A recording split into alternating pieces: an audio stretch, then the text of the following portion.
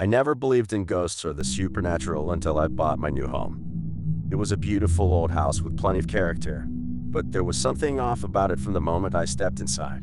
The real estate agent had assured me that it just needed a little love and attention. But as I began renovating, I started to uncover the dark secrets that lay hidden within its walls.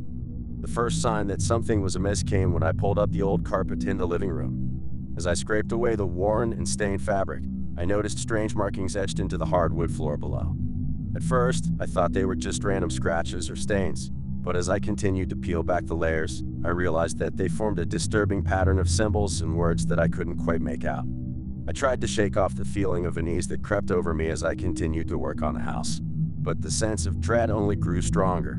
Strange noises echoed through the empty rooms at night, and objects seemed to move on their own when my back was turned. I chalked it up to my own imagination getting the best of me, but deep down, I knew that there was something more sinister at play. One evening, as I was painting the walls in the master bedroom, I heard a low, guttural growl coming from the closet. My heart pounded in my chest as I slowly made my way over to investigate, but when I flung open the door, there was nothing there. I tried to convince myself that it was just an animal outside or a trick of the wind, but the feeling of being watched never left me. As the days turned into weeks, the activity in the house only intensified. Doors slammed shut on their own, lights flickered inexplicably, and I began to see shadowy figures moving in the corners of my vision. I knew then that there was no logical explanation for what was happening. This house was haunted by something otherworldly, something malevolent. Desperate for answers, I reached out to a local paranormal investigator who had experience with cases of hauntings and poltergeists. When she arrived at the house, she immediately felt the heavy presence that hung in the air, confirming my worst fears. As she inspected the satanic markings I had uncovered, her face grew pale with shock. "These are powerful symbols," she whispered, her voice barely above a whisper. "They're used in dark rituals to summon demons and evil spirits. This house is a gateway to the other side, and something has been unleashed."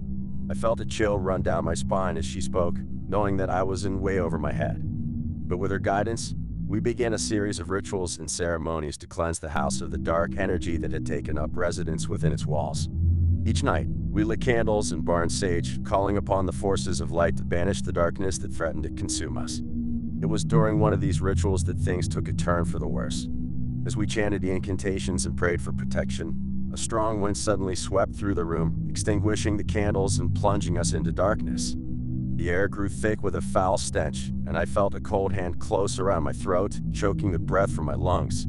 In a panic, I stumbled to my feet and raced towards the front door, desperate to escape the malevolent spirit that had taken hold of the house. But as I reached for the handle, a deafening roar echoed through the hallway, and the walls began to shake violently.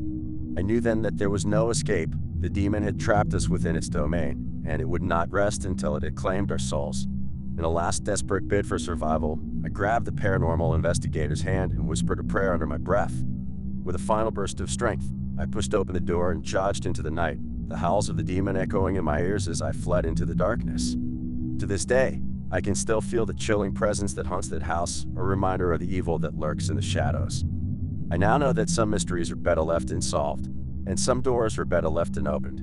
But the memory of that fateful night will forever linger in my nightmares, a chilling reminder of the horrors that lie just beneath the surface of our world.